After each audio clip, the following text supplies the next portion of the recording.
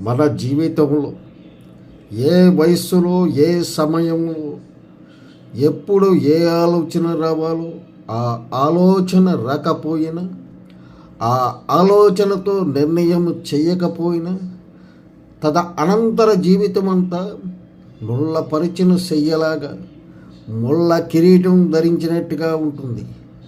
అందుకని ఒక స్థాయిలో నీ అంతటి నీవుగా ఆలోచించి ఒక సముచితమైన నిర్ణయానికి రావాలి.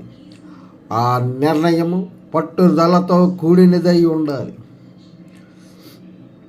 జీవితంలో ఏ సమయంలో ఎప్పుడు ఏ ఆలోచన రావాలో ఆ ఆలోచన రాకపోయినా, ఆ ఆలోచన నిర్ణయము చేయకపోయినా తదంతర జీవితం అంతా ముళ్ళ కిరీటం ధరించినట్టుగానే ఉంటుంది.